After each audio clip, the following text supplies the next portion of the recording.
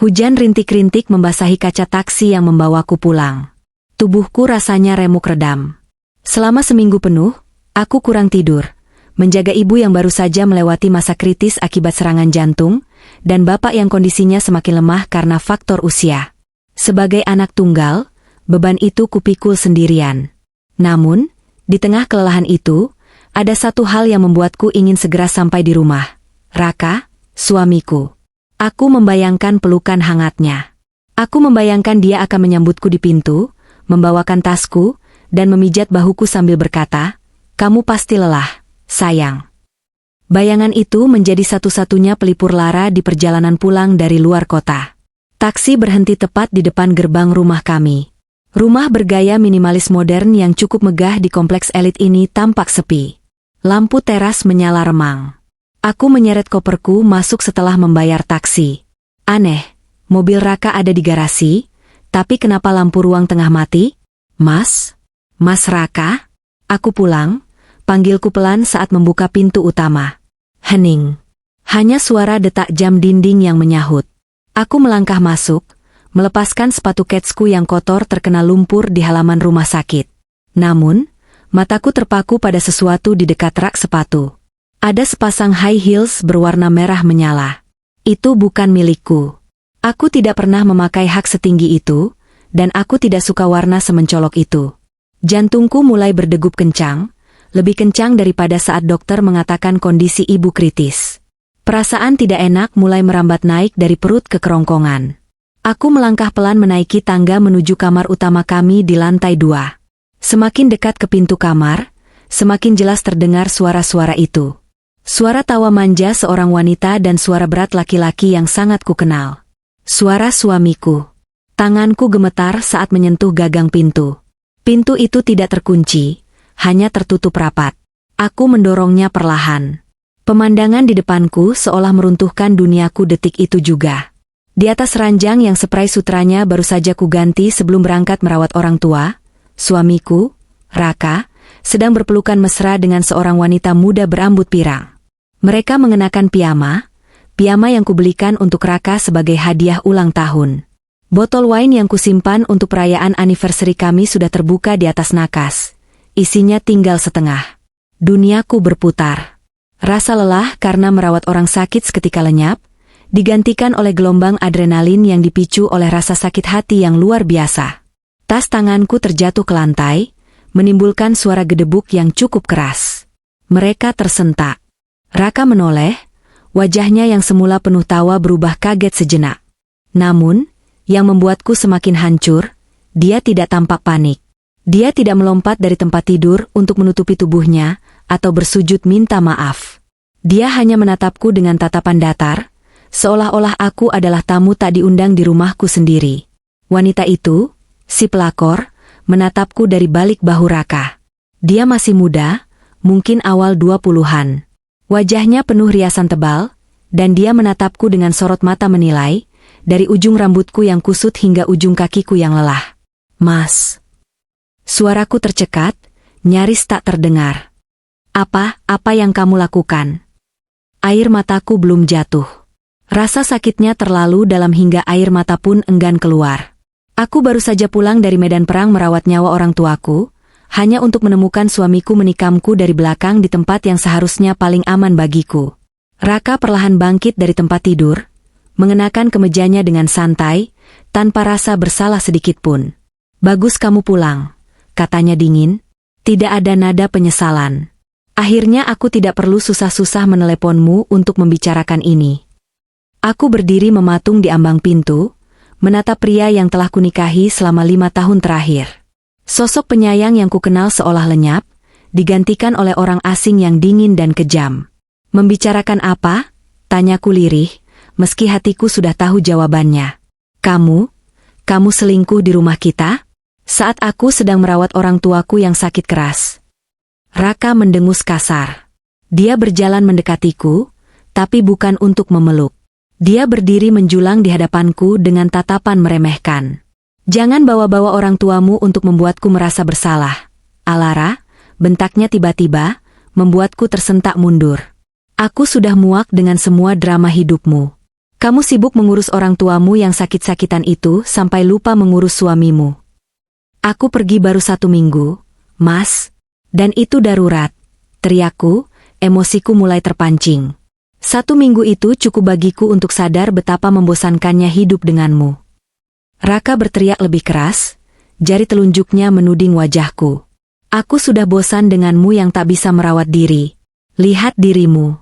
Kusut, bau rumah sakit, wajah kusam.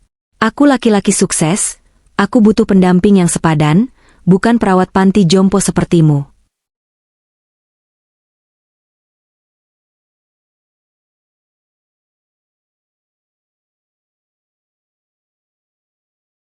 Kata-katanya seperti sembilu yang mengiris jantungku. Aku memang tidak berdandan minggu ini.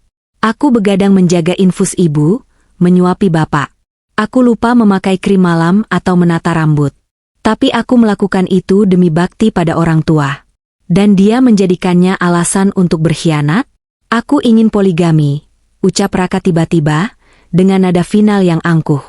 Siska, dia menunjuk wanita di kasur itu, dia bisa memuaskanku. Dia cantik, wangi, dan tahu cara melayani suami. Jadi, kamu harus mau dipoligami. Kalau tidak, kuceraikan kamu dan pergi dari rumah ini sekarang juga. Aku ternganga. Poligami? Setelah tertangkap basah berzina di rumahku sendiri, dia berani meminta poligami atau mengancam menceraikanku? Tiba-tiba, suara tawa melengking terdengar. Siska, wanita itu, turun dari ranjang sambil membetulkan lingerenya yang mewah, yang dibeli entah pakai uang siapa. Dia berjalan mendekati Raka dan menggelayut manja di lengannya. Siska menatapku dengan senyum sinis yang penuh kemenangan. Dia memandangku seolah aku adalah sampah yang harus dibuang. Pantas saja perempuan tua seperti ini diceraikan, ujar Siska dengan nada mengejek yang dibuat-buat. Dia sangat jelek dan memuakan. Lihat kerutan di matanya, Mas. Ih, amit-amit. Terbuktikan, aku yang menang mendapatkan suamimu. Pergilah dari sini, nenek tua. Hahaha. Tawa mereka berdua menggema di kamar itu. Raka tersenyum bangga melihat selingkuhannya menghinaku. Mereka merasa di atas angin. Mereka merasa memegang kendali penuh atas situasi ini. Raka merasa dia adalah raja, pengusaha sukses yang diperebutkan, dan Siska merasa dia adalah ratu baru di istana ini. Darahku mendidih. Namun, anehnya, di puncak kemarahan itu, air mataku justru berhenti mengalir. Rasa sedih itu tiba-tiba menguap, digantikan oleh sebuah kesadaran yang sangat jernih. Aku menatap Raka. Pria yang selama ini mengaku sebagai pengusaha kontraktor, tapi tidak pernah jelas proyeknya di mana. Pria yang setiap bulan meminta uang padaku dengan alasan modal tertahan. Pria yang selalu kuberi fasilitas kartu kredit tambahanku. Lalu aku menatap Siska. Wanita muda yang bodoh, yang termakan bualan Raka. Sebuah senyum tipis terukir di bibirku. Bukan senyum sedih, tapi senyum dingin. Senyum seseorang yang memegang kartu as. Kalian sudah selesai bicaranya? Tanyaku dengan nada tenang, jauh lebih tenang dari sebelumnya. Tawa Siska berhenti. Raka mengerutkan kening, bingung melihat reaksiku yang tidak histeris memohon. Ceraikan saja aku, jawabku tegas, menatap mata Raka tajam. Lagi pula, aku juga tak butuh pria pengangguran tak berguna sepertimu. Hening. Mata Siska membelalak. Dia menoleh cepat ke arah Raka, lalu kembali menatapku. Apa? Pengangguran? Raka tampak panik. Wajahnya memerah padam. Rahasianya terancam. Dia maju selangkah seolah ingin menamparku agar diam. Tutup mulutmu, Alara. Jangan bicara sembarangan di depan calon istri baruku. Kenapa? Takut dia tahu kalau, Mas pengusaha, ini sebenarnya cuma benalu. Aku tertawa kecil, melangkah maju menantang Raka. Siska, asal kamu tahu. Mobil di garasi itu, cicilannya aku yang bayar. Pakaian branded yang dipakai Raka, aku yang beli. Bahkan wine yang kalian minum itu, aku yang beli dari kolega bisnisku. Itu bohong, teriak Raka, suaranya bergetar. Jangan dengarkan dia, sayang. Dia cuma wanita gila yang cemburu karena mau dicampakkan. Tapi keraguan sudah mulai muncul di mata Siska. Dia melepaskan pelukannya dari lengan Raka sedikit. Aku menarik napas panjang. Babak drama ini baru saja dimulai, dan aku tidak akan menjadi korbannya. Aku akan menjadi sutradaranya. Ruangan itu mendadak terasa sesak. Bukan karena kurang oksigen, melainkan karena ketegangan yang memadat di udara. Kata, pengangguran, yang baru saja kulontarkan menggantung seperti kabut tebal yang mencekik leher Raka. Wajah suamiku itu kini pucat pasi, kontras dengan wajah Siska yang memerah menahan amarah dan kebingungan. Jaga mulutmu, Alara. Raka berteriak, suaranya pecah karena panik. Urat-urat di lehernya menonjol keluar. Dia berusaha terlihat dominan, mencoba menutupi kegugupannya dengan suara keras. Jangan dengarkan dia, Siska. Dia cuma wanita frustrasi yang mencoba menghancurkan kebahagiaan kita. Dia iri karena aku lebih memilihmu. Siska menatap Raka, lalu menatapku. Ada keraguan yang mulai merayap di matanya yang dilapisi eyeliner tebal itu. Dia memang pelakor, tapi dia bukan orang bodoh yang tidak peduli pada uang. Justru karena dia peduli pada uang, kata-kataku tadi adalah pemicu yang sempurna. Tunggu sebentar, Mas, Siska menyela, menahan dada Raka yang hendak maju menyerangku. Dia menatapku dengan tatapan menyelidik. Apa maksudmu pengangguran? Mas Raka punya perusahaan kontraktor besar. Dia baru saja memenangkan tender proyek jalan tol bulan lalu. Dia bahkan membelikanku gelang emas ini dari bonus proyek itu. Siska mengangkat pergelangan tangannya, memamerkan gelang emas bertahtakan permata kecil yang melingkar di sana. Kilau emas itu menyilaukan mata di bawah lampu kamar yang temaram. Melihat gelang itu, darahku berdesir panas. Bukan karena cemburu, tapi karena amarah yang memuncak. Aku mengenali gelang itu. Sangat mengenalinya. Aku tertawa pelan, sebuah tawa getir yang penuh dengan rasa jijik. Aku melangkah mendekat, membuat Raka mundur selangkah secara insting. Proyek jalan tol, ulangku dengan nada mengejek. Aku menatap Raka tepat di matanya yang mulai liar mencari alasan. Mas, sejak kapan bermain game online di pos ronda dianggap proyek jalan tol? Atau mungkin maksudmu, proyek, membohongi istri sendiri?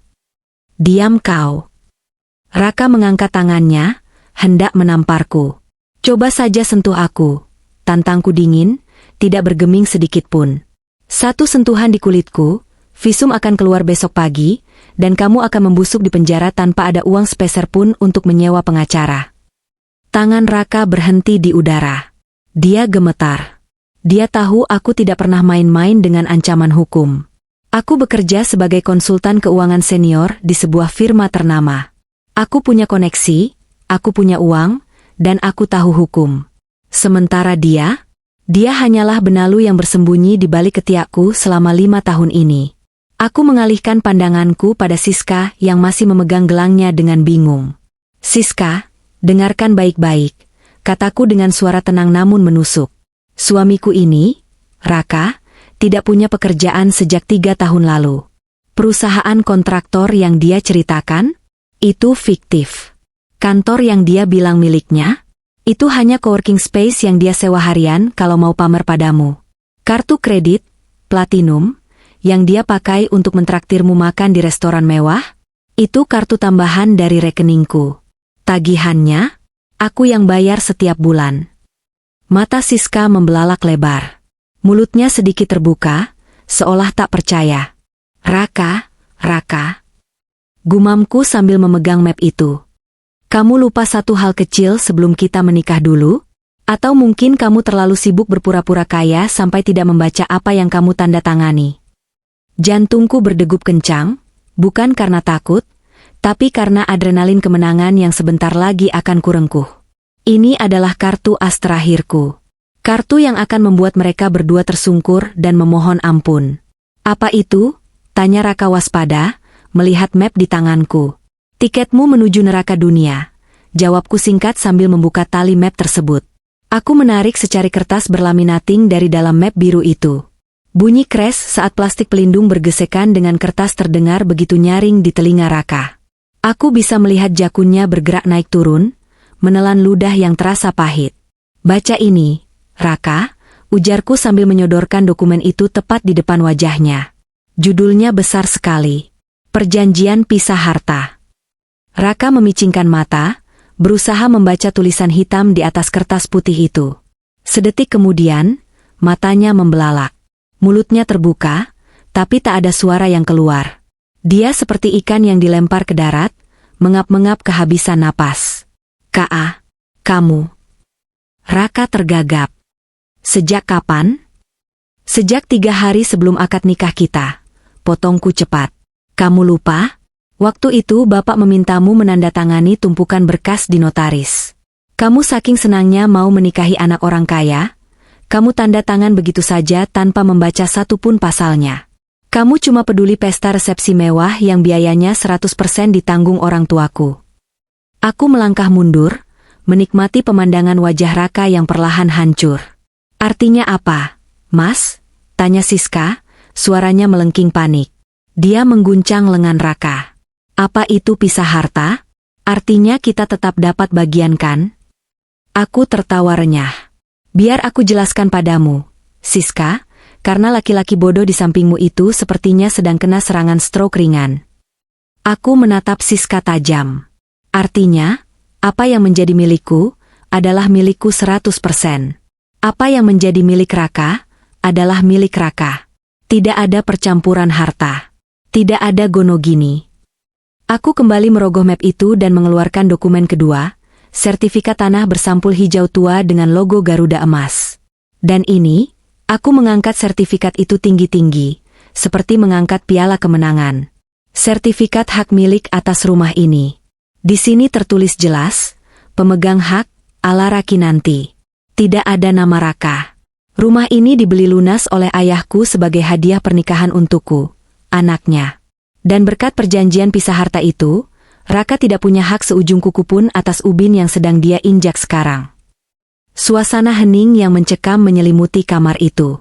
Raka terduduk lemas di pinggir kasur, kakinya seolah tak bertulang. Harapan terakhirnya untuk menguasai hartaku dan membiayai hidup barunya dengan Siska musnah seketika. Siska menatap Raka dengan tatapan horor. Wajahnya yang tadi penuh kemenangan kini pucat pasi, bedak tebalnya tak mampu menutupi ketakutan yang merambat. Dia mundur perlahan menjauhi Raka. "Jadi kamu miskin?" bisik Siska, suaranya bergetar. "Kamu benar-benar tidak punya apa-apa? Rumah ini bukan milikmu? Mobil itu bukan milikmu?" Raka menunduk, tak berani menatap mata selingkuhannya. "Siska, dengar aku bisa jelaskan, kita bisa mulai dari nol." "Mulai dari nol?" jerit Siska histeris.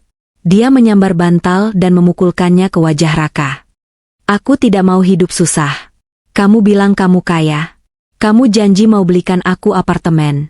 Dasar penipu. Bajingan." "Aduh. Siska, hentikan." Raka mencoba menangkis pukulan Siska, tapi wanita itu sudah gelap mata. Dia merasa tertipu mentah-mentah.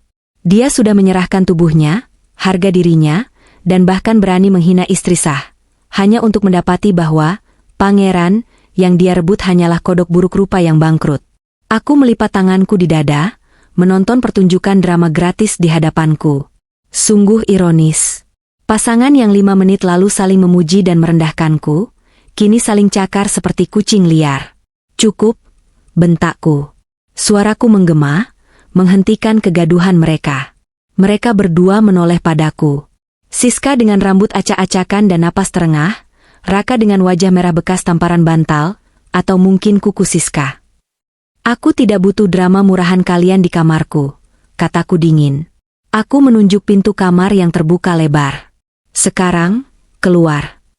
Raka menatapku, matanya kini berkaca-kaca. Bukan karena sedih, tapi karena takut kehilangan kenyamanan hidupnya.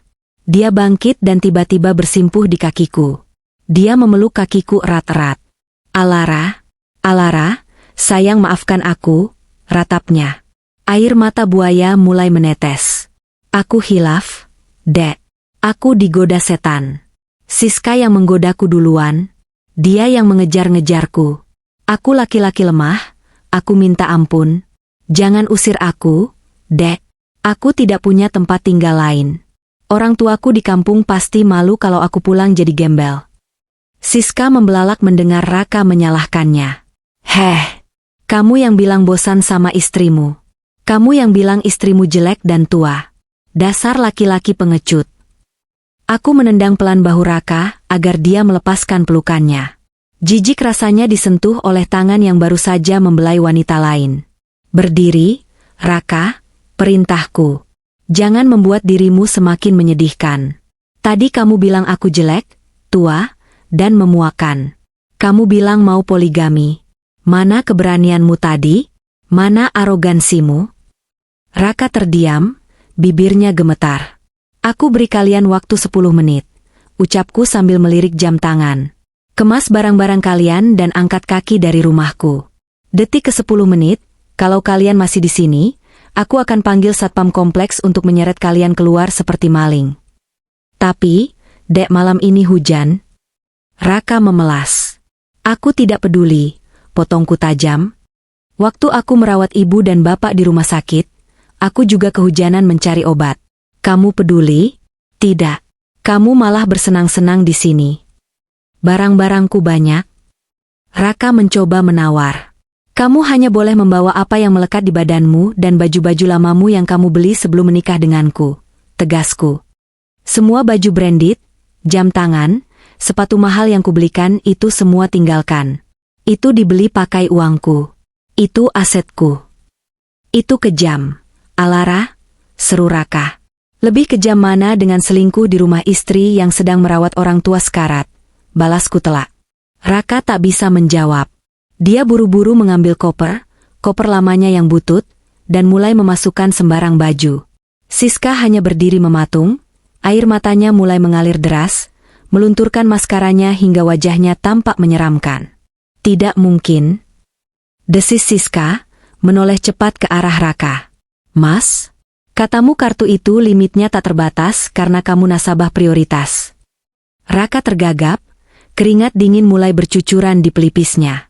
Siska, sayang, jangan dengarkan dia. Itu cuma taktik dia supaya kamu meninggalkan aku. Dia manipulatif. Oh, benarkah? Selaku cepat. Aku menunjuk gelang di tangan Siska. Dan gelang itu, gelang cantik yang kamu banggakan itu. Coba kamu lepas sekarang. Siska mengernyit. Untuk apa? Ini milikku. Mas Raka yang membelikannya. Lepas dan lihat ukiran kecil di bagian dalamnya, perintahku tegas. Wibawaku sebagai wanita karir yang biasa memimpin rapat direksi keluar sepenuhnya. Siska, entah karena takut atau penasaran, perlahan melepaskan gelang itu. Ada tulisan kecil di sana, kataku sambil melipat tangan di dada. Bunyinya, To my beloved wife, Alara. From mom's dead. Siska menyipitkan matanya, mendekatkan gelang itu ke cahaya lampu. Detik berikutnya, wajahnya berubah pucat. Dia membaca tulisan itu. Tulisan yang sama persis dengan yang kusebutkan. Itu adalah hadiah ulang tahunku dari orang tuaku 2 tahun lalu, yang hilang dari kotak perhiasanku bulan kemarin. Saat itu Raka bilang mungkin terselip atau dicuri pembantu, yang akhirnya membuatku memecat pembantu yang tidak bersalah itu. Ternyata, pencurinya tidur di sebelahku setiap malam. Mas. Siska menatap Raka dengan tatapan horor. Ini gelang istrimu? Kamu bilang kamu beli ini di butik perhiasan di Paris Van Java. Raka semakin tersudut. Wajahnya merah padam antara malu dan marah. Kebohongannya terkelupas satu persatu seperti cat dinding yang lapuk. Itu gelang yang mirip. Aku beli yang baru. Elak Raka panik, suaranya melengking tinggi. Alara pasti menukar gelangnya saat kita lengah tadi. Jangan bodoh, Raka, potongku tajam. Aku baru masuk kamar ini 5 menit yang lalu. Kapan aku sempat menukarnya saat gelang itu melingkar di tangan pelakormu? Siska melempar gelang itu ke kasur dengan jijik, seolah gelang itu berubah menjadi ular berbisa. Kamu mencuri perhiasan istrimu untuk diberikan padaku? Kamu bilang kamu pengusaha kaya. Aku memang pengusaha, teriak Raka. Kini dia tidak lagi peduli pada sopan santun. Topengnya sudah hancur. Aku sedang merintis usaha. Uangku hanya sedang tertahan di klien. Alara saja yang pelit. Dia punya banyak perhiasan yang tidak dipakai. Apa salahnya aku ambil satu untuk membahagiakanmu? Siska, bukankah kamu senang saat menerimanya? Pengakuan itu meluncur begitu saja dari mulut kotornya. Aku menggeleng tak percaya. Betapa rendahnya laki-laki ini. Dia membenarkan pencurian dengan alasan aku pelit. Padahal selama ini, setiap kali dia meminta modal usaha, yang katanya jutaan hingga puluhan juta, selalu kuberikan. Dan ternyata, uang itu dia pakai untuk menghidupi gaya hidup palsunya dan memberi makan egonya di depan wanita lain. Kamu mencuri, Raka? Itu namanya mencuri, kataku dingin. Uang 50 juta yang kamu minta bulan lalu untuk uang muka material proyek. Kamu pakai untuk apa? Sewa apartemen untuk perempuan ini? Atau untuk booking hotel? Siska menatap Raka dengan tatapan yang kini berubah menjadi kebencian. Dia merasa tertipu. Mimpinya menjadi istri pengusaha kaya raya mendadak hancur berkeping-keping. Dia sadar dia baru saja mempertaruhkan harga dirinya untuk seorang pria yang bahkan tidak mampu membeli gelang sendiri. Kamu bilang kamu punya 3 ruko dan 5 mobil. Seru Siska marah, mendorong dada Raka. Mana buktinya? Mobil di depan itu punya siapa? Punya istrimu juga? Raka diam, rahangnya mengeras. Kebisuannya adalah jawaban yang paling jujur. Benar, Siska, jawabku mewakili Raka. Mobil Pajero di garasi itu atas namaku. BPKB-nya ada di brankas bank atas namaku. Cicilannya dipotong dari gajiku setiap bulan. Mas Raka? Dia bahkan tidak punya SIM A karena malas mengurus perpanjangannya dan tidak punya uang untuk bayar calo. Aku melangkah maju lagi, mengambil tas tanganku yang tadi terjatuh. Aku mengeluarkan dompetku, mengambil sebuah kartu kredit berwarna hitam. Ini, aku menunjukkan kartu itu pada mereka. Kartu tambahan yang selama ini dipegang Raka. Atas nama Raka, tapi induknya adalah rekeningku. Aku mematahkan kartu itu menjadi 2 di depan wajah mereka. Krak! Suara patahan plastik itu terdengar renyah di keheningan kamar. Mulai detik ini, aksesmu ke uangku tertutup. Raka, ucapku tegas. Tidak ada lagi bensin gratis, tidak ada lagi makan enak, tidak ada lagi gaya hidup necis. Kamu kembali menjadi dirimu yang sebenarnya, pengangguran tanpa modal. Raka menatap potongan kartu di lantai dengan mata nanar. Seolah-olah nyawanya ikut patah bersama kartu itu. Tanpa uangku, dia hanyalah cangkang kosong. Namun, rasa malu Raka dengan cepat berubah menjadi amarah yang membabi buta. Dia merasa harga dirinya diinjak-injak di depan wanita selingkuhannya. Ego laki-lakinya yang rapuh meledak. Kurang ajar kamu, Alara. Raka meraung. Dia menerjang ke arahku, mencengkeram bahuku dengan kasar. Berani-beraninya kamu mempermalukan aku seperti ini. Kamu pikir kamu siapa? Kamu cuma istri. Tugasmu melayani suami dan memberikan hartamu untuk suami. Kamu istri durhaka. Cengkeramannya sakit, kuku-kukunya menancap di kulit bahuku yang tertutup kemeja. Tapi aku tidak takut. Rasa takutku sudah habis dimakan rasa kecewa. Aku menatap matanya yang merah menyala dengan tatapan menantang. Lepaskan aku, desisku. Tidak akan.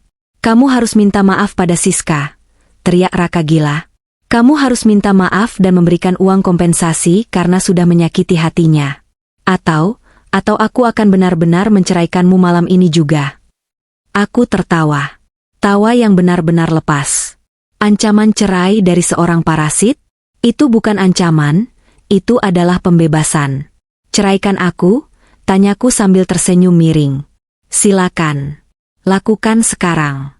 Tapi ingat satu hal, Mas.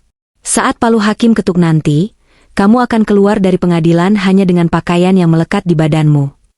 Sombong sekali kamu. Raka mengguncang tubuhku. Rumah ini harta Gonogini. Setengah dari rumah ini milikku. Aku bisa menjualnya dan hidup bahagia dengan Siska. Siska di belakang sana tampak mulai tertarik lagi mendengar kata, harta Gonogini, dan setengah harga rumah. Matanya kembali berbinar licik. Benar Mas, jangan biarkan dia menindasmu. Kita berhak atas rumah ini. Seru Siska, kembali memanas-manasi. Aku menepis tangan Raka sekuat tenaga hingga terlepas dari bahuku. Aku merapikan kerah bajuku dengan santai, lalu menatap mereka berdua dengan tatapan iba. Mereka benar-benar tidak tahu siapa yang sedang mereka lawan. Harta Gonogini, ulangku pelan. Aku berjalan menuju lemari besar di sudut kamar. Lemari tempat aku menyimpan dokumen-dokumen penting yang kutahu Raka tidak pernah sentuh, karena dia malas membaca. Aku mengambil sebuah map tebal berwarna biru tua. Bajuku. Isak Siska. Tas-tasku. Bawa sampah-sampahmu itu pergi, kataku pada Siska. Tapi jangan harap kamu bisa bawa barang-barang yang dibeli Raka pakai kartu kreditku. Letakkan ponsel iPhone 15 itu di meja. Siska memegang ponselnya erat-erat. Ini hadiah ulang tahunku. Dibeli tanggal 15 bulan lalu, seharga 20 juta, cicilan 12 kali di kartu kreditku. Aku menyebutkan detailnya dengan presisi seorang akuntan. Letakkan, atau aku laporkan sebagai pencurian. Dengan tangan gemetar dan tangisan meraung, Siska meletakkan ponsel itu di meja rias. Dia kehilangan segalanya malam ini. Gelang emas palsu, karena curian, ponsel, dan harapan hidup kaya. 10 menit hampir habis, kataku sambil berjalan menuju telepon rumah yang ada di nakas. Aku mengangkat gagang telepon dan menekan nomor pos satpam. Halo, Pak Ujang, sapaku saat telepon tersambung. Pak, tolong ke rumah nomor B12 sekarang. Bawa 2 anggota regu ya. Ada penyusup yang perlu diamankan. Iya, agak rusuh. Terima kasih, Pak. Mendengar nama Pak Ujang dan 2 anggota regu, wajah Siska semakin pucat. Tubuhnya goyah. Tekanan batin yang dia rasakan terlalu berat. Dari mimpi menjadi nyonya rumah, jatuh menjadi gelandangan yang akan diusir satpam. Mas, aku pusing. Lirih Siska. Dan bruk. Siska ambruk ke lantai. Pingsan. Raka panik setengah mati. Siska. Siska bangun. Dia menepuk-nepuk pipi Siska, lalu menatapku dengan wajah memohon. Alara, tolong. Dia pingsan. Kita tidak bisa mengusirnya dalam keadaan begini. Aku menatap tubuh Siska yang tergeletak di lantai karpet mahalku dengan tatapan datar. Oh, dia pingsan? Tanyaku santai. Bagus. Akan lebih mudah bagi Pak Ujang untuk menggotongnya keluar. Kamu tidak punya hati, teriak Raka. Hatiku sudah mati, Raka. Dibunuh oleh suamiku sendiri malam ini, jawabku dingin. Sekarang, seret dia keluar dari kamarku sebelum aku menyiramnya dengan air pel. Raka, dengan sisa tenaganya yang menyedihkan, berusaha memapah tubuh Siska yang lemas. Dia terseok-seok, menyeret koper butut dengan satu tangan, dan menahan tubuh selingkuhannya dengan tangan lain. Dia tampak begitu kerdil, begitu tak berdaya. Aku mengikuti mereka dari belakang, seperti sipir penjara yang mengawal narapidana. Langkahku tegap, punggungku tegak. Rasa sakit di hatiku perlahan berganti menjadi rasa puas yang luar biasa. Aku telah mengambil kembali kendali hidupku. Malam ini, sampah akan dibuang pada tempatnya. Suara sirine mobil patroli keamanan kompleks membelah kesunyian malam yang diguyur hujan deras. Cahaya lampu rotarinya yang berwarna kuning berputar-putar, memantul di dinding ruang tamu kami yang megah, menciptakan bayangan-bayangan menakutkan bagi Raka yang sedang terseok-seok menyeret tubuh Siska. Tak lama kemudian, pintu depan diketuk dengan keras. Selamat malam, Bu Alara. Keamanan, terdengar suara bariton Pak Ujang dari luar. Aku berjalan tenang menuju pintu utama, melewati Raka yang keringatnya bercampur dengan air mata kepanikan. Dia menatapku dengan sorot mata memohon, seolah berharap aku akan berubah pikiran di detik terakhir. Jangan buka pintunya, Alara. Tolong, jangan permalukan aku di depan satpam. Desis Raka, suaranya parau karena kelelahan menahan berat tubuh Siska yang pingsan. Kita selesaikan ini baik-baik. Kita keluarga, kan? Aku berhenti sejenak, menoleh padanya dengan senyum tipis yang tak sampai ke mata. Keluarga? Keluarga mana yang berzina di ranjang istrinya sendiri? Keluarga itu sudah mati 1 jam yang lalu, Raka. Sekarang, kamu hanyalah penyusup. Tanpa ragu, aku memutar kunci dan membuka pintu lebar-lebar. Angin malam yang membawa butiran air hujan langsung menerobos masuk, membawa hawa dingin yang menusuk tulang. Di sana berdiri Pak Ujang, kepala keamanan kompleks, bersama 2 anggotanya yang berbadan tegap. Wajah mereka tampak serius, siap siaga dengan pentungan di pinggang. Malam, Bu. Ada laporan keributan? Tanya Pak Ujang sigap, matanya menyapu ruangan hingga tertuju pada pemandangan menyedihkan di dekat tangga. Raka yang berantakan dan seorang wanita asing yang tergeletak tak sadarkan diri. Malam, Pak Ujang. Jawabku tenang, meski dadaku bergemuruh oleh kepuasan. Maaf mengganggu malam-malam. Seperti yang Bapak lihat, ada 2 orang asing yang menolak meninggalkan properti saya. Yang satu mengaku-ngaku pemilik rumah, dan yang satunya pingsan setelah ketahuan mencuri barang-barang saya. Mata Pak Ujang menyipit tajam menatap Raka. Sebagai satpam senior yang sudah bekerja di sini sejak perumahan ini dibangun, dia tahu persis siapa pemilik sah rumah ini. Dia sering melihatku pulang malam setelah lembur, sementara Raka sering terlihat keluyuran siang bolong atau membawa teman-temannya pesta BBQ saat aku tidak ada. Pak Raka, suara Pak Ujang memberat, penuh intimidasi. Mohon kooperatif. Bu Alara meminta Anda keluar. Jangan sampai kami menggunakan tindakan fisik. Pak Ujang, dengarkan saya dulu. Raka mencoba membela diri, tapi suaranya bergetar hebat. Ini masalah rumah tangga. Bapak tidak berhak ikut campur. Saya suami sahnya. Status suami tidak menghapus hak kepemilikan sertifikat. Pak, potongku cepat. Sertifikat rumah ini atas nama saya. Dan detik ini juga, saya mencabut izin tinggal Raka di sini. Jadi secara hukum, dia adalah pelanggar properti. Pak Ujang mengangguk paham. Dia memberi isyarat pada 2 anak buahnya. Bawa mereka keluar. Bersihkan area Bu Alara. Kedua satpam itu bergerak maju dengan langkah tegap. Raka panik. Dia berusaha membangunkan Siska dengan menampar-nampar pipinya kasar. Siska, bangun. Kita diusir. Siska. Siska mengerang pelan, matanya mengerjap-ngerjap. Kesadarannya perlahan kembali, namun disambut dengan pemandangan mimpi buruk. 2 pria berseragam safari biru tua yang siap menyeretnya. Siapa kalian? Jangan sentuh aku. Jerit Siska histeris saat salah satu satpam memegang lengannya untuk membantunya berdiri, atau lebih tepatnya, memaksanya berdiri. Silakan keluar, Mbak. Jangan buat keributan di sini, ucap satpam itu tegas. Lepaskan. Mas Raka, tolong aku. Siska meronta-ronta, kakinya menendang-nendang udara. Tapi apa daya Raka? Dia sendiri sedang dikunci lengannya oleh Pak Ujang. Jalan, Pak. Bentak Pak Ujang sambil mendorong punggung Raka menuju pintu keluar. 6 bulan telah berlalu sejak malam badai pengusiran itu. Waktu, seperti sungai yang mengalir deras, telah membawa perubahan nasib yang begitu kontras bagi kami. Pagi ini, aku duduk di ruang kerjaku yang berdinding kaca, di lantai 25 sebuah gedung pencakar langit di pusat Jakarta. Di tanganku tergenggam secangkir Earl Grey tea hangat yang aromanya menenangkan. Di hadapanku, terhampar berkas promosi jabatan. Selamat, Bu Alara. Kinerja Ibu luar biasa semester ini.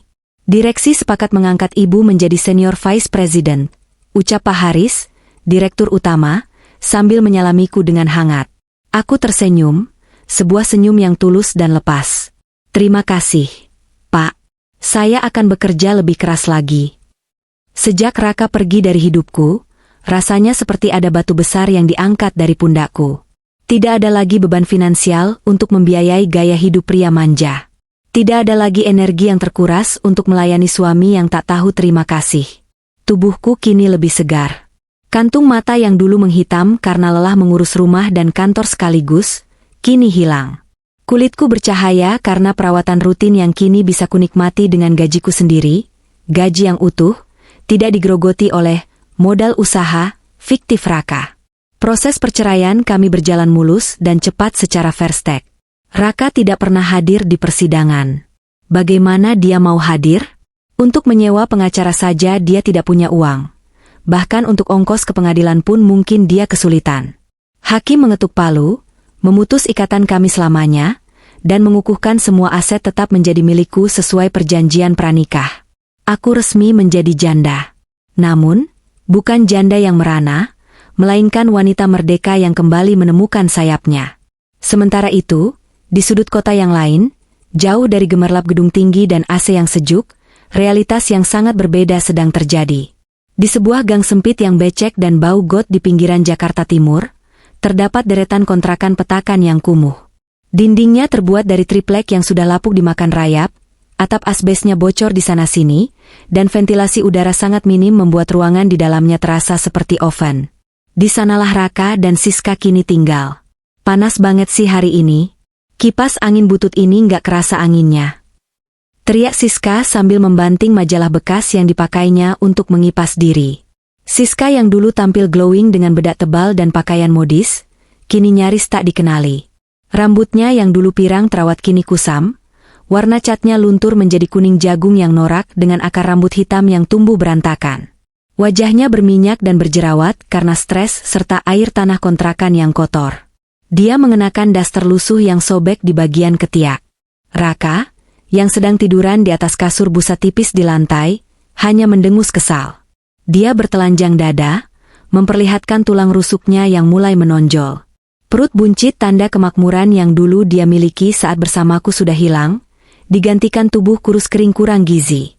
Berisik, Siska. Aku baru pulang narik ojek.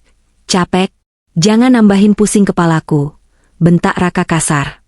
Ya, Raka sih, pengusaha kontraktor, kini menjadi pengemudi ojek online.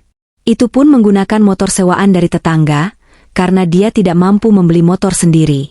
Penghasilannya hari ini hanya cukup untuk membeli 2 bungkus nasi uduk dan bayar setoran sewa motor. Capek? Kamu pikir aku nggak capek? Siska membalas dengan mata melotot. Aku seharian nyuci baju orang. Tangan aku kasar semua nih. Lihat, dulu tangan aku mulus buat pegang gelas wine, sekarang buat ngucek celana dalam tetangga. Itu karena kamu boros. Raka bangkit duduk, menunjuk wajah Siska. Coba kalau dulu kamu nggak maksa aku beli barang-barang mahal pakai kartu kredit Alara, mungkin kita nggak bakal ketahuan secepat itu. Kamu yang bawa sial. Heh, ngaca. Siska melempar bantal tipis ke muka Raka. Kamu yang penipu. Ngaku bos. Ngaku punya ruko, ternyata cuma benalu istri. Kalau aku tahu kamu miskin begini, najis aku mau sama kamu. Mending aku cari om-om lain. Pergi sana kalau mau cari om-om. Nggak ada yang mau sama perempuan dekil kayak kamu sekarang. Hina Raka. Pertengkaran seperti ini sudah menjadi menu sehari-hari mereka. Cinta membara yang dulu mereka banggakan di atas ranjangku, kini telah bermetamorfosis menjadi kebencian yang mendarah daging. Kemiskinan bukan hanya menggerogoti tubuh mereka, tapi juga mematikan rasa kasih sayang. Setiap kali mereka melihat satu sama lain, yang ada hanyalah penyesalan. Raka menyesal telah melepaskan tambang emas bernama Alara demi kesenangan sesaat. Siska menyesal telah mempertaruhkan masa mudanya untuk pria yang ternyata zong besar. Tok, tok, tok. Pintu triplek kontrakan digedor keras dari luar. Raka dan Siska terdiam seketika, wajah mereka pucat. Mereka tahu siapa itu. Bayar kontrakan. Woi, udah nunggak 2 bulan nih. Suara berat Babeh Jampang, pemilik kontrakan, terdengar menggelegar. Raka menyenggol lengan Siska. Kamu keluar, rayu dia minta perpanjangan waktu. Ogah, kemarin aku udah dimaki-maki. Sekarang giliran kamu, kan kamu kepala keluarga. Tolak Siska mentah-mentah. Kepala keluarga apaan kalau nggak punya duit? Cibir Siska pelan tapi menusuk. Dengan langkah gontai, Raka membuka pintu. Babeh Jampang berdiri di sana dengan wajah garang, kumis tebalnya bergerak-gerak menahan amarah. Den Raka, mana duitnya? Jangan janji-janji mulu kayak caleg. Saya butuh duit buat benerin toren air. Beh, maaf beh orderan lagi sepi banget. Raka memelas, memasang wajah semelas mungkin. Wajah yang dulu dia gunakan untuk merayuku minta uang modal, kini dia gunakan untuk mengemis penundaan sewa gubuk. Kasih waktu seminggu lagi ya, beh. Sumpah, minggu depan saya bayar lunas. Seminggu. Lu kata ini panti sosial? Babeh Jampang meludah ke tanah. Gua kasih waktu 3 hari. Kalau nggak bayar, gua gembok dari luar, lu berdua tidur di kolong jembatan. Paham? Iya, beh paham. Raka mengangguk cepat. Setelah pemilik kontrakan pergi, Raka kembali masuk dan menutup pintu. Dia menyandarkan punggungnya di pintu, merosot ke lantai, memegangi kepalanya yang terasa mau pecah. Di saat keputusasaan memuncak, tangan Raka merogoh saku celananya, mengambil ponsel butut layar retak yang dia beli bekas di konter pulsa. Diam-diam, dia membuka aplikasi Instagram. Dia menggunakan akun palsu karena akun aslinya sudah lama kublokir. Dia mengetik namaku di kolom pencarian. Foto terbaruku muncul di paling atas. Sebuah foto yang baru diunggah 1 jam lalu. Foto diriku sedang berdiri di samping mobil baru, sebuah Mercedes-Benz putih yang elegan, mobil impian yang dulu sering Raka minta padaku tapi tak pernah. Proses pengusiran itu menjadi tontonan yang sangat dramatis. Raka yang biasanya tampil necis dengan kemeja licin dan rambut klimis, kini diseret keluar seperti maling ayam tertangkap basah. Koper bututnya dilempar keluar lebih dulu oleh satpam lain, mendarat di genangan air hujan di halaman paving block. Mereka didorong keluar dari teras yang hangat menuju halaman yang gelap dan basah. Hujan turun semakin deras, seolah langit pun setuju untuk mencuci jejak kotor mereka dari rumahku. Alara, tegak kamu, Alara. Raka berteriak dari halaman, tubuhnya kini basah kuyup dalam hitungan detik. Aku suamimu. Di mana hati nuranimu? Aku berdiri di ambang pintu, tetap kering dan terlindungi atap teras. Cahaya lampu dari dalam rumah menyinari siluet tubuhku, membuatku tampak seperti hakim yang sedang menjatuhkan vonis dari menara gading. Kebisingan itu ternyata menarik perhatian. Tetangga sebelah, Bu Ratna, yang terkenal sebagai CCTV berjalan di kompleks ini, membuka pagarnya. Disusul oleh Pak RT yang rumahnya di seberang jalan, keluar membawa payung. Ada apa ini ribut-ribut? Tanya Pak RT, setengah berteriak mengalahkan suara hujan. Pak Ujang yang masih memegangi Raka menjawab lantang, maaf Pak RT, ini Pak Raka membuat keributan. Bu Alara memergoki dia membawa perempuan lain ke rumah, saat Bu Alara sedang merawat orang tuanya. Hukuman sosial dimulai. Mata Bu Ratna membelalak. Mulutnya membentuk huruf O, sempurna. Pak RT menggelengkan kepala dengan tatapan jijik. Beberapa tetangga lain yang mengintip dari balik jendela kini mulai keluar ke teras masing-masing. Astaga, selingkuh di rumah sendiri? Bisik Bu Ratna cukup keras, terdengar jelas di telinga Raka. Padahal istrinya baik banget, kerja banting tulang. Dasar laki-laki tak tahu diuntung. Pantesan siang-siang sering ada mobil merah parkir, sahut tetangga lain. Kirain saudaranya, ternyata pelakor. Wajah Raka merah padam, bukan karena marah, tapi karena malu yang amat sangat. Harga dirinya yang selama ini dia bangun dengan kebohongan sebagai pengusaha sukses, runtuh seketika di hadapan komunitas elit ini. Dia yang selalu menyombongkan diri saat rapat warga, kini berdiri basah kuyup, diapit satpam, bersama selingkuhan yang masih linglung dan menangis meraung-raung. Siska yang baru sadar sepenuhnya akan situasi ini, menutupi wajahnya dengan tangan. Make up-nya luntur, maskaranya meleleh hitam di pipi seperti air mata hantu. Dia menggigil kedinginan, gaun tipisnya basah menempel di tubuh, mempertontonkan kemalangannya. Sudah, Pak Ujang. Jangan biarkan mereka mengotori halaman saya terlalu lama. Perintahku. Buang mereka keluar gerbang kompleks. Saya tidak mau melihat wajah mereka lagi di lingkungan ini. Siap, Bu. Pak Ujang dan anggotanya menggiring paksa Raka dan Siska menuju gerbang pagar rumahku yang tinggi. Koper Raka diseret kasar, rodanya beradu dengan batu alam, menimbulkan bunyi gluduk-gluduk yang menyedihkan. Raka sempat menoleh ke belakang sekali lagi sebelum didorong keluar pagar. Matanya bertemu dengan mataku. Ada penyesalan, ketakutan, dan keputusasaan di sana. Dia melihat rumah mewah yang selama ini memberinya status sosial, kenyamanan, dan kehangatan, kini tertutup baginya selamanya. Alara, bisiknya tanpa suara. Aku tidak menjawab. Aku hanya menatapnya dingin, lalu perlahan menutup pintu utama rumahku. Blam. Bunyi pintu tertutup itu adalah akhir dari segalanya bagi Raka. Aku memutar kunci ganda, lalu menyandarkan punggungku di pintu itu. Kakiku terasa lemas seketika. Bukan karena sedih, tapi karena pelepasan beban yang luar biasa besar. Rasanya seperti baru saja membuang tumor ganas yang menggerogoti hidupku selama 5 tahun. Di luar sana, di jalanan aspal kompleks yang dingin, drama berlanjut. Pak Ujang tidak berhenti di depan rumahku. Dia dan timnya benar-benar mengawal Raka dan Siska berjalan kaki sampai ke gerbang pos satpam utama yang jaraknya 500 meter di depan. Di bawah guyuran hujan lebat, Siska menangis sepanjang jalan, kakinya yang tanpa alas, sepatu heelsnya tertinggal di dalam dan aku tidak sudi memberikannya, lecet tergerus aspal kasar. Raka berjalan menunduk, menyeret kopernya yang berat karena basah. Sesampainya di luar gerbang utama kompleks, Pak Ujang memberi peringatan terakhir. Jangan pernah coba-coba masuk lagi tanpa izin Bu Alara. KTP Pak Raka sudah kami catat di daftar hitam tamu. Kalau nekat, kami panggil polisi. Gerbang besi otomatis yang megah itu perlahan menutup di depan wajah mereka, memisahkan dunia elit yang nyaman dengan dunia jalanan yang keras. Mereka berdiri di pinggir jalan raya yang sepi. Hanya ada lampu jalan yang remang-remang. Tidak ada tempat berteduh. Warung-warung sudah tutup.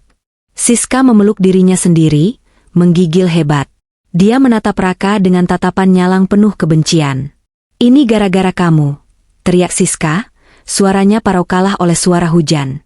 Dia mendorong dada Raka. Kamu bilang kamu kaya.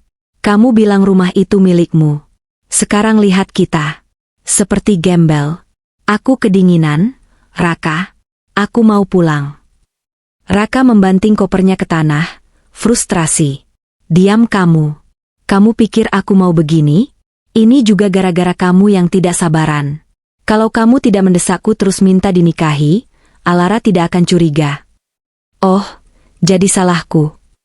Siska tertawa histeris, tawa orang yang sudah putus asa. Salahku karena percaya sama penipu sepertimu? Mana mobilmu? Mana uangmu? Pesan taksi online sekarang. Antar aku pulang. Raka merogoh saku celananya yang basah. Dia mengeluarkan ponselnya. Layarnya gelap. HP-ku mati, kena air. Gumam Raka, putus asa. Apa? Pekik Siska. HP-ku ditahan istrimu. Dompetku ada di tas yang tertinggal di dalam. Kita tidak punya uang sepeser pun. Raka terdiam. Dia meraba saku belakangnya. Dompetnya ada. Tapi isinya kosong melompong karena kartu kreditnya sudah dipatahkan Alara, dan uang tunainya sudah dia pakai untuk membeli wine tadi sore. Mereka berdua terdiam di pinggir jalan, basah kuyup, kedinginan, dan tanpa uang sepeser pun. Mobil-mobil mewah sesekali lewat, memercikan air comberan ke arah mereka, seolah dunia ikut meludahi nasib mereka. Raka menatap nanar ke arah kompleks perumahan yang kini tertutup baginya. Dia baru menyadari betapa hangat dan nyamannya hidup menjadi suami parasit Alara. Dan kini, dia harus menghadapi realita menjadi pengangguran miskin sesungguhnya, terjebak bersama wanita yang mulai dia benci, di tengah malam yang gelap gulita. Kutukan Alara mulai bekerja lebih cepat dari yang mereka bayangkan. Kubelikan. Di captionnya tertulis, Self-reward for the promotion. Thank you, God, for the new chapter. Raka menatap layar itu dengan mata nanar. Air matanya menetes jatuh ke layar ponsel yang retak. Di foto itu, aku terlihat sangat bahagia, anggun, dan berkelas. Latar belakang foto itu adalah halaman rumah kami, rumahku, yang asri dan terawat. Kontras dengan keadaannya sekarang. Bau apek, perut lapar, dikejar utang, dan terjebak bersama wanita yang terus memaki-makinya. Ya Tuhan! Bisik Raka, suaranya pecah. Apa yang sudah kulakukan? Aku membuang berlian demi memungut batu kali. Siska yang melihat Raka menangis sambil melihat HP, langsung merampas ponsel itu. Lihat apa sih? Sentak Siska. Mata Siska terbelalak melihat fotoku dan mobil baruku. Rasa iri dengki meledak di dadanya. Dasar wanita pamer, teriak Siska, meski dalam hati dia menangis darah. Dia sengaja manas-manasin kita. Mas, dia pasti tahu kita lagi susah. Dia nggak manas-manasin kita, Siska. Jawab Raka lemah, menatap kosong ke dinding triplek. Dia bahkan nggak mikirin kita. Kita udah nggak dianggap ada di dunianya. Kita cuma sampah masa lalu. Kalimat itu menohok mereka berdua. Kenyataan bahwa aku sudah melupakan mereka dan hidup bahagia, adalah hukuman yang jauh lebih menyakitkan daripada kemiskinan itu sendiri. Ketidakpedulianku adalah tamparan terkeras bagi ego mereka. Aku lapar, Mas. Rintih Siska tiba-tiba, amarahnya surut digantikan rasa perih di lambung. Uangmu sisa berapa? Raka mengecek saku. 15.000. Cuma cukup buat beli nasi telur 1 bungkus, kata Siska.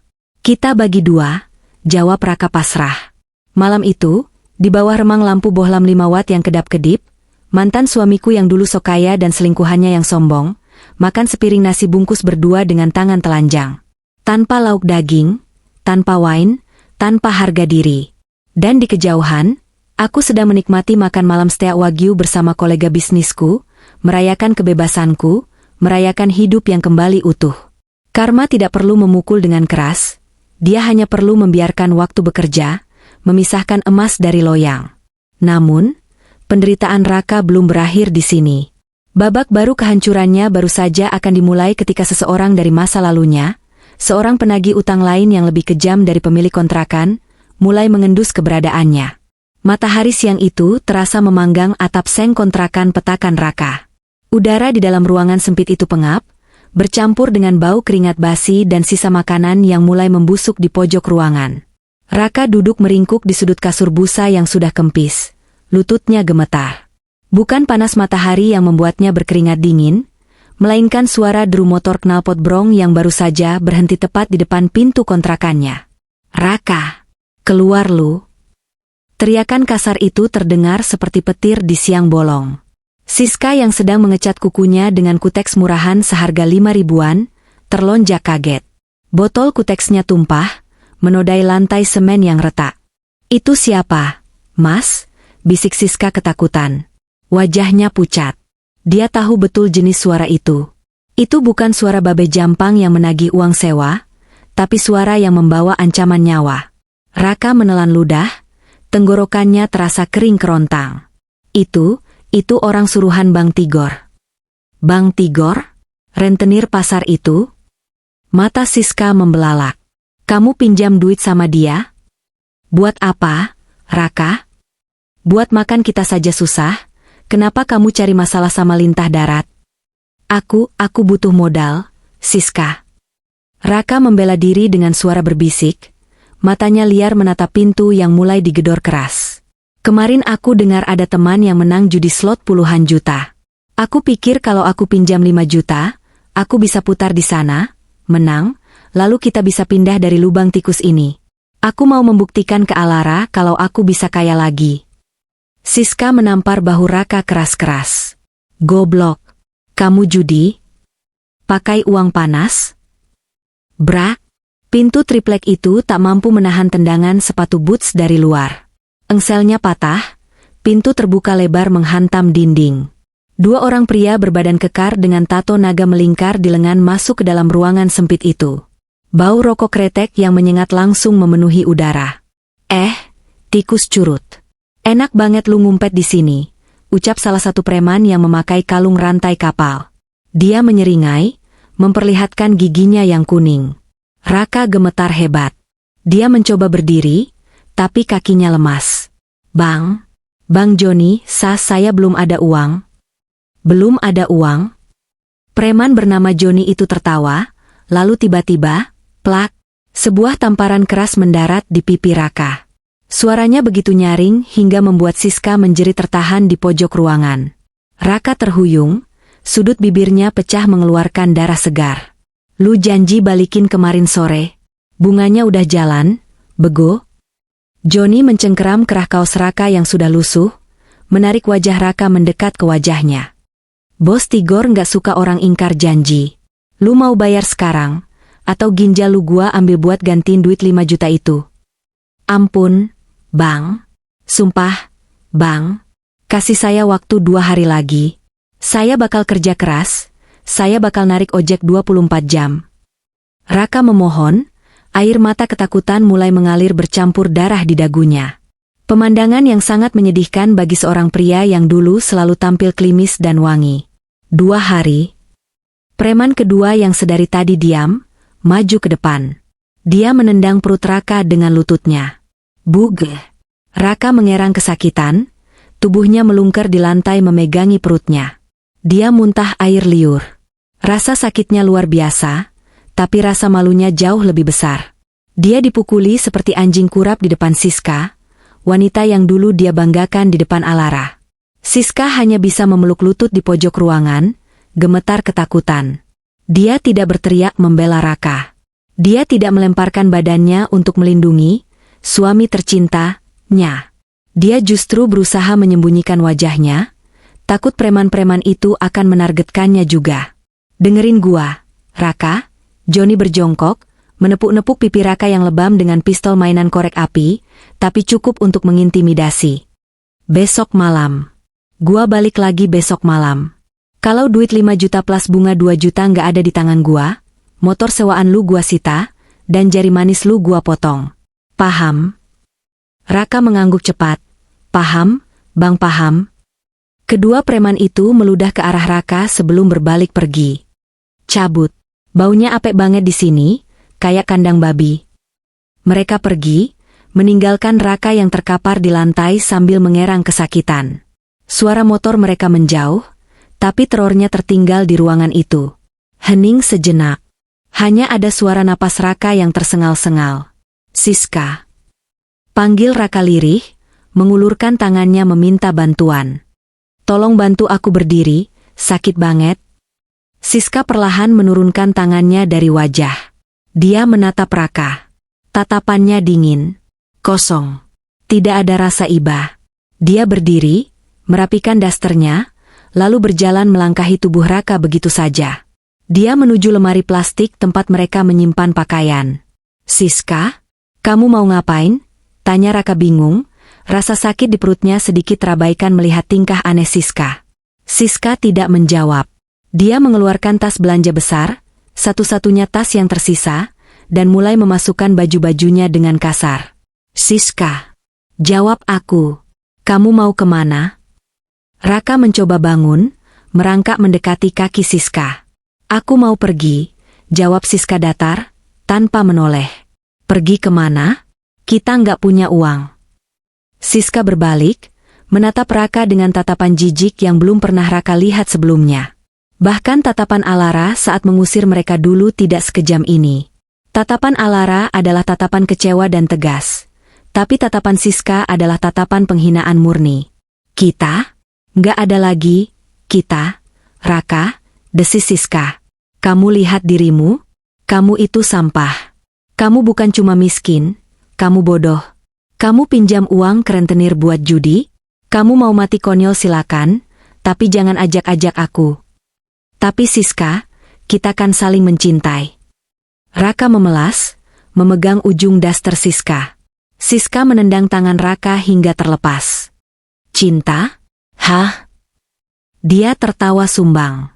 Kamu pikir aku mau sama kamu karena cinta? Aku mau sama kamu karena kamu bilang kamu kaya.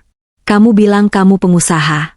Kalau aku tahu aslimu cuma pengangguran benalu istri, gak sudi aku selingkuh sama kamu. Kata-kata itu menghantam jantung Raka lebih keras daripada pukulan preman tadi. Kebenaran yang selama ini dia sangkal akhirnya terucap lugas. Cintanya pada Siska adalah ilusi. Siska hanyalah parasit yang mencari inang, sama seperti dirinya yang dulu menjadi parasit bagi Alara. Bedanya, Alara tulus, sedangkan Siska transaksional. Kamu tega ninggalin aku pas lagi kayak gini? Raka menangis. Aku korbanin rumah tanggaku demi kamu, Siska. Itu salahmu sendiri yang gampang digoda. Bentak Siska sambil menutup resleting tasnya. Lagian, aku udah dapat tawaran kerjaan. Jadi pemandu lagu di karaoke pinggiran kota. Muncikarinya bilang dia bisa kasih tempat tinggal gratis. Jauh lebih baik daripada gubuk tikus ini yang sebentar lagi bakal didatangi tukang pukul lagi. Siska menyampirkan tasnya di bahu. Dia melihat sekeliling ruangan, mencari barang berharga yang bisa dibawa. Matanya tertuju pada dompet Raka yang tergeletak di meja. Dia menyambarnya. Jangan, itu sisa uang setoran ojek, teriak Raka. Anggap aja ini bayaran karena aku udah nemenin kamu hidup susah 6 bulan ini, kata Siska sambil mengambil lembaran uang 20 ribuan yang kusut itu. Siska berjalan menuju pintu yang engselnya sudah rusak. Dia berhenti sejenak di ambang pintu, menatap punggung Raka yang gemetar di lantai. Selamat menikmati hidup miskinmu, Raka. Semoga jarimu nggak beneran dipotong besok, ucap Siska sinis. Oh ya, satu lagi. Mantan istrimu, Alara? Dia wanita hebat. Cuma laki-laki bodoh sedunia yang ninggalin berlian demi batu kali kayak aku. Kamu pantas dapat ini. Dan dengan kalimat terakhir yang menyakitkan itu, Siska melangkah keluar. Sosoknya menghilang di balik gang sempit, meninggalkan Raka sendirian. Benar-benar sendirian. Raka meraung. Dia memukul-mukul lantai semen hingga tangannya lecet. Rasa sakit fisik akibat pukulan preman tidak sebanding dengan rasa hancur di jiwanya. Dia ingat Alara. Dia ingat bagaimana Alara dulu merawatnya saat dia sakit demam, menyuapinya bubur, mengompres dahinya semalaman tanpa tidur. Alara yang selalu memberinya semangat saat dia gagal bisnis, padahal uangnya dia pakai foya-foya. Alara yang tidak pernah menuntut apa-apa selain kesetiaan. Dan dia membalas semua kebaikan itu dengan pengkhianatan. Kini, karma datang dalam bentuk yang paling sempurna. Dia kehilangan harta yang bukan miliknya. Dia kehilangan istri yang tulus mencintainya. Dan sekarang, dia dikhianati dan ditinggalkan oleh selingkuhan yang dia bela mati-matian, tepat di saat dia sedang berada di titik ternadir, dikejar utang, dan kesakitan. Di luar, langit mulai mendung lagi. Gerimis mulai turun, membasahi lantai kontrakannya yang pintunya tak bisa ditutup lagi. Angin membawa masuk air hujan, membasahi tubuh Raka yang tak berdaya. Dia meringkuk seperti janin, menangis memanggil nama ibunya di kampung, memanggil nama Tuhan yang sudah lama dia lupakan. Tapi tidak ada jawaban.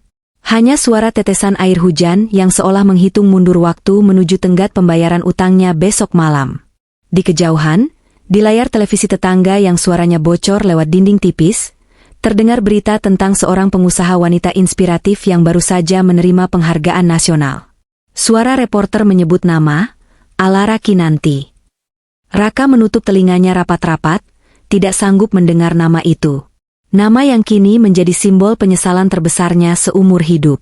6 bulan setelah malam jahanam di kontrakan itu, Jakarta sedang bersolek menyambut akhir tahun. Lampu-lampu kota berkelap-kelip indah, seolah merayakan kehidupan mereka yang berhasil bertahan. Di sebuah Grand Ballroom Hotel Bintang 5 di kawasan Kuningan, suasana begitu megah. Ratusan tamu undangan dari kalangan elit bisnis hadir dengan pakaian terbaik mereka. Di tengah panggung utama, sorot lampu memusat pada satu titik. Dan penghargaan Women Entrepreneur of the Year tahun ini jatuh kepada Ibu Alara Kinanti. Tepuk tangan membahana memenuhi ruangan. Aku berdiri dari kursi VIP, merapikan gaun malam sutra berwarna navy blue yang membalut tubuhku dengan elegan. Aku berjalan menuju panggung dengan langkah mantap. Tidak ada lagi jejak wanita lelah dan kusut yang dulu diselingkuhi suaminya. Yang ada kini adalah wanita yang ditempa oleh api pengkhianatan dan bangkit menjadi berlian yang tak tergores. Di atas panggung, aku menerima piala kristal itu. Mataku menyapu hadirin. Di barisan depan, duduk kedua orang tuaku, bapak dan ibu, yang kini sudah pulih total. Mereka tersenyum bangga, air mata haru menggenang di pelupuk mata ibu. Mereka adalah alasan aku bertahan, dan senyum mereka adalah kemenanganku yang sesungguhnya. Terima kasih, ucapku di depan mikrofon, suaraku bergema tenang dan berwibawa. Penghargaan ini bukan hanya untuk saya, tapi untuk setiap wanita yang pernah diremehkan, dikhianati, dan dianggap lemah. Kita tidak butuh orang lain untuk menjadi utuh. Kekuatan terbesar ada di dalam diri kita sendiri saat kita berani melepaskan apa yang menyakiti kita. Tepuk tangan kembali meledak. Malam itu, aku merasa benar-benar hidup. Sementara itu, di waktu yang sama, di sebuah kolong jembatan layang yang lembab dan gelap di Jakarta Utara, kehidupan sedang menunjukkan wajahnya yang paling bengis. Seorang pria kurus kering dengan pakaian compang-camping sedang mengaduk-aduk tong sampah di belakang sebuah warung makan Padang. Dia mencari sisa tulang ayam atau nasi yang belum terlalu basi untuk mengganjal perutnya yang perih melilit. Pria itu adalah Raka. Nasibnya berubah drastis setelah malam itu. Ancaman Bang Joni ternyata bukan isapan jempol. Ketika Raka gagal membayar utang, dia tidak hanya kehilangan motor sewaannya, tapi dia juga dihajar habis-habisan hingga kaki kanannya patah dan kini pincang permanen karena tidak pernah diobati. Jari manis tangan kirinya, jari tempat dulu melingkar cincin pernikahannya dengan Alara, kini buntung, dipotong sebagai peringatan dari sang rentenir. Raka kini menjadi gelandangan. Tanpa KTP, hilang saat dia diusir dari kontrakan, tanpa uang, dan tanpa wajah yang layak, tidak ada yang mau mempekerjakan dia. Dia hidup dari belas kasihan orang-orang yang dulu mungkin dia pandang rendah. Sambil mengunyah sisa nasi yang berbau anyir, Raka menatap layar televisi besar yang terpampang di sebuah toko elektronik di seberang jalan. Dari balik kaca etalase, dia melihat siaran langsung acara penghargaan itu. Dia melihat wajah Alara. Cantik, bersinar, kaya raya. Nasi di mulut Raka terasa seperti pasir. Dia tersedak. Air matanya menetes, membuat jalur kotor di pipinya yang berdaki. Itu istriku. Gumamnya lirih pada seekor kucing liar yang menatapnya. Dulu dia istriku. Dulu aku tidur di kasur empuk di sampingnya. Dulu aku makan daging setiap hari. Kucing itu hanya mengeong lalu pergi, tidak peduli. Raka tertawa, tawa orang gila. Penyesalan itu datang bukan hanya sebagai rasa sedih, tapi sebagai siksaan mental yang menghantuinya setiap detik. Bayangan saat dia membentak Alara, saat dia mengatakan Alara tua dan jelek, kini berputar ulang di otaknya seperti kaset rusak. Tuhan, kembalikan aku ke masa lalu. Isaknya. Tapi Tuhan tidak sedang melayani permintaan orang yang menyia-nyiakan nikmatnya. Lalu bagaimana dengan Siska? 2 hari yang lalu, Raka melihat wajah Siska di koran bekas yang dia pakai untuk alas tidur. Berita utama di halaman kriminal, penggerebekan tempat hiburan malam, puluhan pemandu lagu diamankan terkait kasus narkoba. Di foto itu, terlihat Siska dengan wajah tertunduk, mengenakan baju tahanan oranye, rambutnya acak-acakan. Dia tertangkap basah sedang mengonsumsi sabu-sabu bersama tamu karaoke-nya. Masa depannya sudah tamat di balik jeruji besi. Mimpinya menjadi nyonya kaya berakhir menjadi narapidana. Ketiga tokoh drama ini telah menemukan muaranya masing-masing. 2 bulan kemudian, aku baru saja keluar dari sebuah butik kue mahal di kawasan Menteng. Sopir baruku sudah membukakan pintu mobil. Saat aku hendak masuk, seorang pengemis pincang dengan bau menyengat tiba-tiba mendekat, menerobos penjagaan satpam. Bu, minta sedekahnya bu, saya belum makan 2 hari. Satpam butik segera bertindak. Pergi sana, jangan ganggu tamu. Satpam itu mendorong pengemis itu hingga terjatuh ke aspal. Tunggu, Pak, cegahku. Entah kenapa, hatiku tergerak.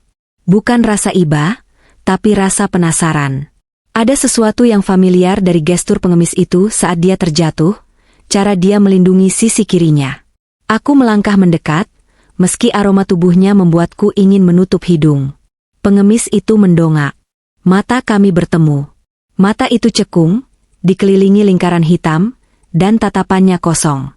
Tapi aku mengenalinya. Raka, bisikku, nyaris tak percaya. Tubuh pengemis itu menegang. Dia menatapku, memindai wajahku, pakaianku, sepatu mahalku. Lalu kesadaran menghantamnya. Dia menutupi wajahnya dengan tangan kotornya, gemetar hebat. Bukan. Raka menggeleng panik, berusaha merangkak mundur. Rasa malunya begitu besar, hingga dia lebih memilih mati daripada dikenali oleh mantan istrinya dalam kondisi sehina ini. Saya bukan Raka. Ibu salah orang. Tapi suaranya yang serak itu tidak bisa menipuku. Itu Raka. Pria yang dulu dengan sombongnya berkata ingin poligami karena bosan denganku. Pria yang mengusirku dari rumahku sendiri. Kini, dia merangkak di aspal di bawah kakiku. Aku tidak merasakan amarah. Anehnya, aku juga tidak merasakan kebahagiaan melihat penderitaannya. Yang kurasakan hanyalah kehampaan. Dia sudah menjadi orang asing. Rasa benci pun rasanya terlalu mahal untuk kuberikan padanya. Aku membuka dompetku. Mengambil 5 lembar uang 100.000 merah. Pak, panggilku datar. Aku tidak memanggilnya, Mas, atau Raka. Bagiku, Raka suamiku sudah mati malam itu. Yang ada di depanku hanyalah orang asing yang butuh makan. Raka berhenti mundur. Dia menatap uang di tanganku. Ambillah. Buat makan, kataku sambil mengulurkan uang itu, tapi aku tidak menyentuh tangannya. Aku meletakkan uang itu di aspal dekat tangannya. Raka menatap uang itu, lalu menatapku. Air matanya menganak sungai. Dia ingin berteriak minta maaf. Dia ingin bersujud memohon kesempatan kedua, tapi aura, tegas dan berwibawa, yang memancar dariku membuat lidahnya keluh. Dia sadar, jarak di antara kami bukan lagi sekadar jarak fisik, tapi jarak nasib yang tak mungkin lagi dia jangkau. Terima kasih, Bu, ucapnya terbata-bata, tangannya yang buntung satu jari gemetar mengambil uang itu.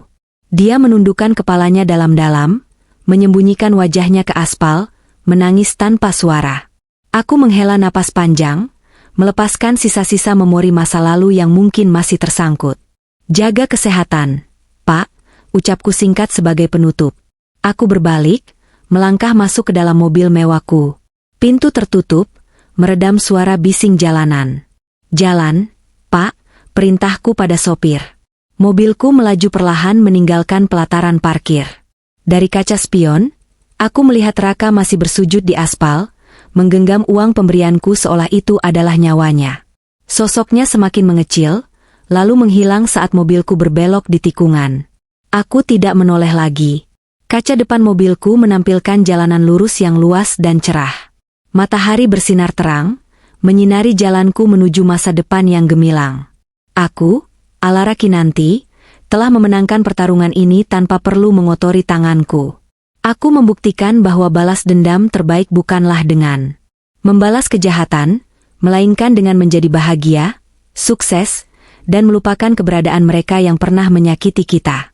Raka dan Siska adalah masa lalu yang telah terkubur oleh keserakahan mereka sendiri. Dan aku adalah masa depan yang baru saja dimulai. 3 tahun kemudian. Angin sore di Ubud, Bali, bertiup lembut, membawa aroma bunga Kamboja yang menenangkan. Di sebuah villa pribadi yang menghadap langsung ke hamparan sawah hijau, sebuah pesta kecil nan intim sedang berlangsung. Tidak ada musik bising atau kemewahan yang dipaksakan, hanya alunan jazz ringan dan tawa hangat dari orang-orang terdekat. Alara berdiri di tepi kolam renang, memegang gelas berisi jus jeruk segar. Dia mengenakan gaun putih sederhana berbahan katun yang melambai tertiup angin. Wajahnya tidak lagi tertutup riasan tebal untuk menutupi lelah seperti 3 tahun lalu. Kini, wajahnya bersinar alami, memancarkan ketenangan batin yang tidak bisa dibeli dengan uang sebanyak apapun. Melamun lagi, Bu CEO. Sebuah suara bariton yang lembut menyapanya. Alara menoleh dan tersenyum lebar. Di sana berdiri Adrian, seorang pria berusia matang, pemilik yayasan sosial tempat Alara sering menjadi donatur utama. Adrian berbeda jauh dengan Raka. Jika Raka adalah api yang membakar dan menuntut, Adrian adalah air yang tenang dan menghidupkan. Dia tidak pernah meminta Alara membiayai hidupnya. Malah sebaliknya, Adrian sering mengingatkan Alara untuk beristirahat dan tidak terlalu gila kerja. Hanya menikmati pemandangan. Adrian, jawab Alara lembut. Adrian mendekat, berdiri di sampingnya tanpa mendominasi ruang. Dia menyelipkan anak rambut Alara ke belakang telinga dengan sentuhan penuh hormat. Panti asuhan yang kita resmikan tadi pagi sangat indah, kata Adrian. Anak-anak sangat menyukaimu. Kamu punya hati yang luar biasa, Alara. Masa lalu yang pahit itu tidak membuatmu menjadi orang jahat, justru membuatmu semakin dermawan. Alara menunduk menatap cincin bermata berlian biru yang melingkar di jari manis tangan kanannya, cincin pertunangan yang diberikan Adrian minggu lalu. Bukan cincin hasil utang atau curian, tapi simbol komitmen dari pria yang tulus. Dulu aku pikir hidupku berakhir saat aku diusir dari kebahagiaan yang semu. Gumam Alara, menerawang ke masa lalu yang kini terasa seperti mimpi buruk yang samar. Tapi ternyata, Tuhan menghancurkan hatiku saat itu untuk menyelamatkanku. Kalau Raka tidak berkhianat, mungkin aku masih terjebak menjadi sapi perah, melayani pria yang tidak pernah menghargaiku. Dan kalau itu tidak terjadi, kita tidak akan bertemu di acara amal itu, sambung Adrian sambil menggenggam tangan Alara. Alara mengangguk. Dia teringat kabar terakhir yang dia dengar dari mantan tetangganya. Raka dikabarkan meninggal dunia setahun lalu karena sakit paru-paru parah akibat hidup menggelandang di jalanan, tanpa ada keluarga yang menemani di detik terakhirnya. Jenazahnya dimakamkan oleh dinas sosial di pemakaman umum tanpa nisan bernama. Sementara Siska, vonis hakim menjatuhkannya hukuman 10 tahun penjara. Kabar terakhir, dia mengalami gangguan jiwa di dalam sel karena tidak kuat menerima kenyataan hidupnya hancur. Karma telah menyelesaikan tugasnya dengan tuntas. Tidak ada lagi rasa benci di hati Alara, hanya rasa syukur karena dia telah dibuang oleh orang yang salah, sehingga dia bisa ditemukan oleh orang yang tepat. Bapak dan ibu sudah menunggu kita untuk potong tumpeng, ajak Adrian, membuyarkan lamunan Alara. Alara menoleh ke arah gazebo. Di sana, kedua orang tuanya yang kini sehat walafiat sedang tertawa lepas bersama orang tua Adrian. Pemandangan dua keluarga yang menyatu dalam harmoni itu membuat hati Alara menghangat. "Ayo," jawab Alara. Sebelum melangkah, Alara menatap langit senja yang berwarna keemasan. Dia menarik napas panjang, menghirup udara kebebasan dan kasih sayang. Dia telah memenangkan perangnya. Dia tidak hanya mendapatkan kembali hartanya, tapi dia mendapatkan kembali harga dirinya, senyum orang tuanya, dan cinta sejati yang tidak menuntut apa-apa selain kehadirannya. Alara Kinanti, wanita yang dulu dicampakan karena dianggap tua dan membosankan, kini berdiri tegak sebagai wanita paling bahagia di dunia. "Terima kasih, masa lalu," bisiknya pada angin. "Karena tanpamu, aku tidak akan sekuat dan sebahagia ini." Alara menggandeng lengan Adrian, dan mereka berjalan bersama menuju cahaya hangat keluarga, meninggalkan bayang-bayang kelam di belakang punggung mereka selamanya.